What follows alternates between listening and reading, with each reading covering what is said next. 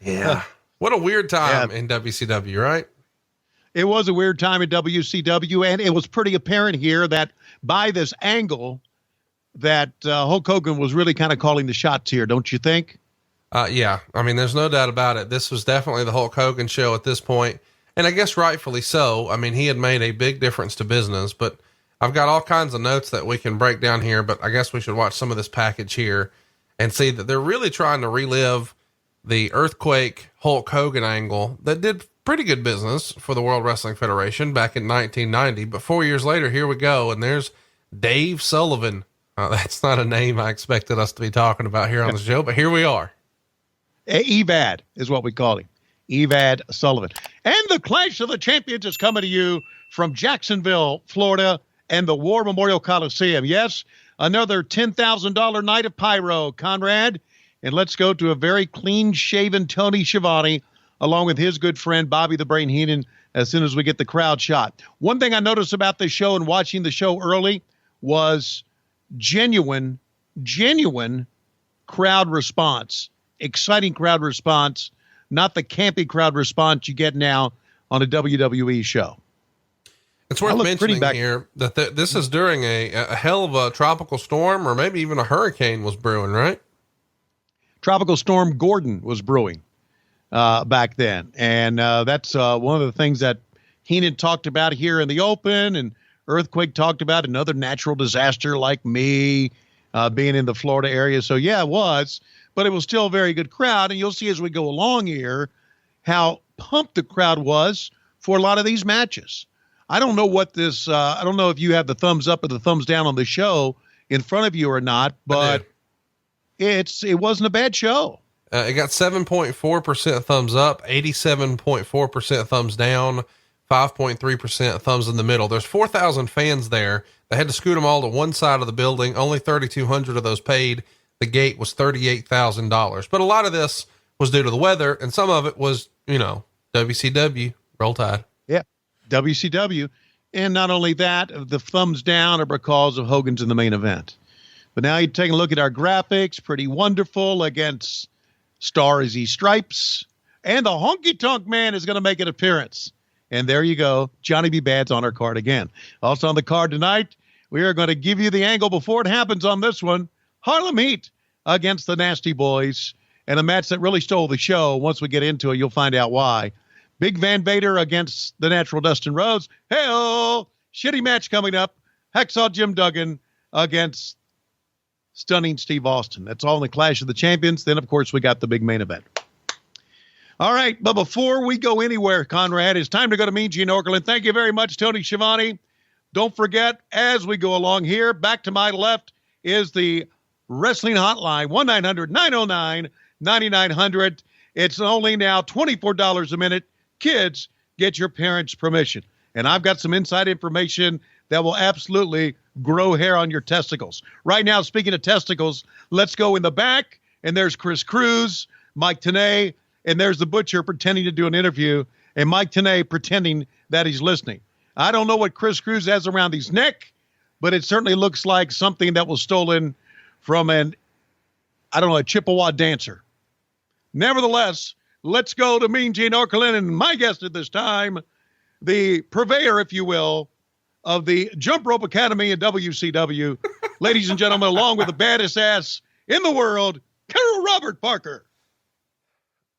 Tony, what tickles me about watching Meng in this presentation, especially with who he's with, is he's dressed like Secret Service. But what's he protecting? Is this like just secret hog protection? I mean, what are we doing here? I don't know. He's dressed like Jason Statham in the transporter. He's just transporting hog meat. I've got a contract right here, Mean Gene, that says after this match, Tony Schiavone is going to grab one end of the jump rope, and Tom Zink is going to see how many jumps he can jump over before the jump rope hardens up.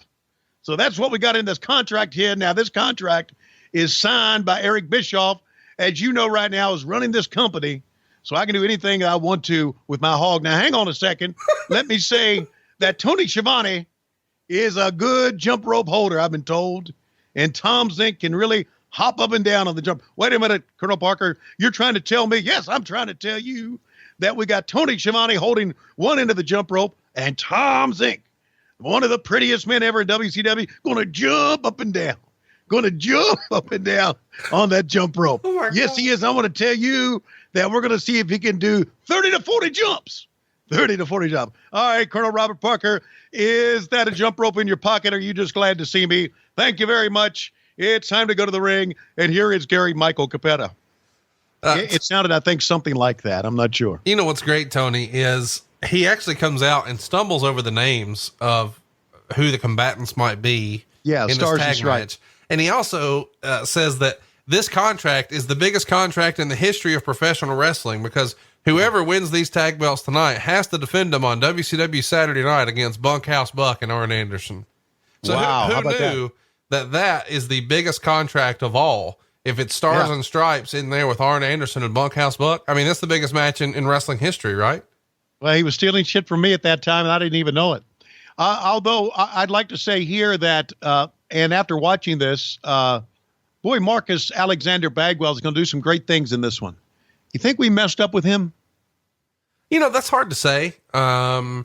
I feel like in the end, he probably messed himself up. I mean, he certainly had an upside, but I think most people would agree that his attitude and some of the backstage shenanigans that we've heard about probably hurt him, but I wasn't there. What say you? Yeah, you're right. They did. A lot of those did. But again, without trying to come across as loving Marcus Bagwell, he was good looking young man. He could do a lot of things. It's just a shame. And speaking of good looking, Paul Roma and Mr. Wonderful Paul Orndorff, one of the great performers ever. I've always wanted to talk to you about Paul Roma for real, because I've always felt like Paul Roma gets a little bit of a bad rap. And I wonder if Paul Roma was never in the Horsemen, would people hate him as much as they do? It feels like a lot of the hate he gets is really centered around being a Horseman, and people thought he, quote unquote, didn't deserve it. Yeah, that was probably a rush job to put him in there. I thought I remember Paul Roma from the WWE being a very good performer. And we're going to see some good things in this match that he does. He's got a smile on his face. You know why he's got a smile on his face right there? Because he knows they're going over. Yeah. No, they're not going over, are they? They're not going over, but we're giving spoilers left and right now. Yeah, okay. I feel like we should mention here that Paul Orndorff is working here with a blown out knee, and he didn't work house shows leading up to this. He was instead replaced by a little performer known as Jean-Paul Levesque. Wow. He went on to have a little decent career for himself, didn't he? Yeah, probably a better career than all those guys in the ring combined.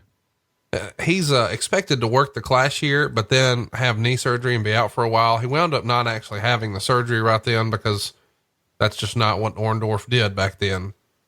Yeah, that's old school stuff. That's back in the day where if you didn't perform, you wouldn't get paid. So you learn to work around injuries. And so Paul Orndorff was very old school.